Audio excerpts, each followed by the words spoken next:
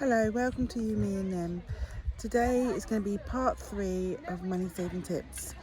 My first tip, number 1, is if you have children and want to get new books, one of the great ways to do that without spending money is take 5 or 10 books.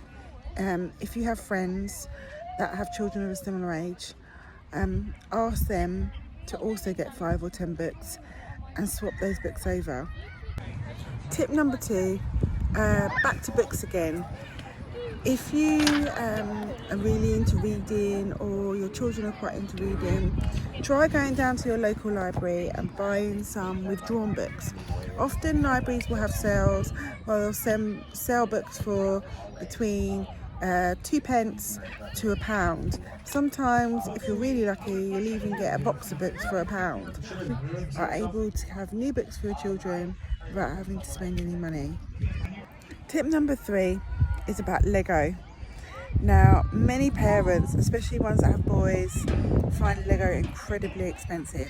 I mean, even for a small one, you're looking at 12 sort of pounds. So my tip is to firstly think about buying Lego from Wilkinson's. Now, they have a range called Blocks, I believe they're called, and it is compatible with Lego. So I would look into that. Their sets are, I would say, a quarter of the price, and they're compatible with original Lego. So I would definitely look at that. And even if you don't want to get the sets, look at maybe getting the blank blocks from there, or the base plates. Lego's very, very expensive. The other thing to do is look on Facebook Marketplace or Gumtree or eBay for Lego. Often people are selling job lots for a discounted price, and what I would personally do is you just grab the blocks, stick them in a bath with a steriliser tablet, just in case you're a bit grim, and once you've done that, towel dry them off, stick them in a gift box, and the kids will never know. So that tip number 4, shopping in the sales. Now, there's kind of 2 parts to this. The first thing I'd say is try buying your children's clothing in the sales. If you have multiple children, this works really, really well. It's a matter of changing the way you shop and your shopping habits.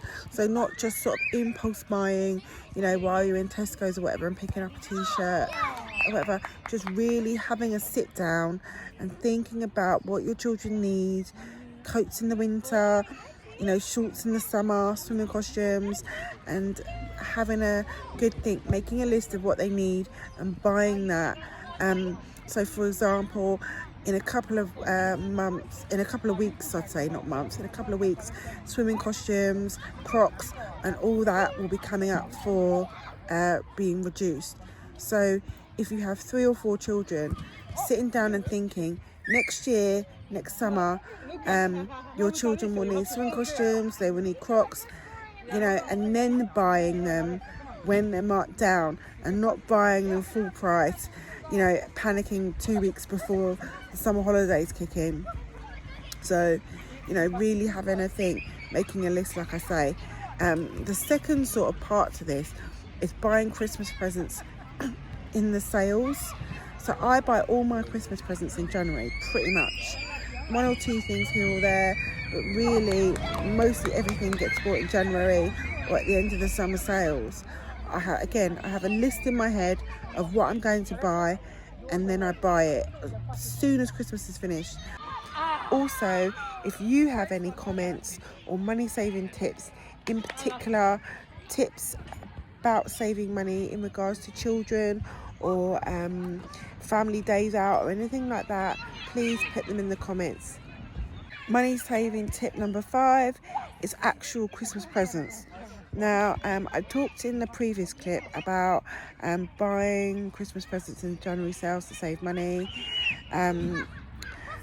but I actually only buy 4 presents for each of my children, and a lot of people are horrified, but not everyone can afford to buy lots and lots of presents, and I think a lot of people actually feel pressured too. And that's, to me, that's not what Christmas is about. And I don't think people should feel pressured into buying loads and loads of presents, especially if they can't afford it. It's horrifying to see people going into debt over Christmas presents. And what I often do is this: something you want, something you need, something to wear, and something to read. So those 4 things, I find, cover all bases. If you have a smaller child, my something to wear would often be a fancy dress costume, like something really, really fancy. And I just find that covers all bases. It works really well. It will save you tons and tons of money. And again, if you combine that with buying in the January sales, you'll really get your Christmas bill down. So I hope that's been helpful. If you've enjoyed watching this video, please like, share and subscribe.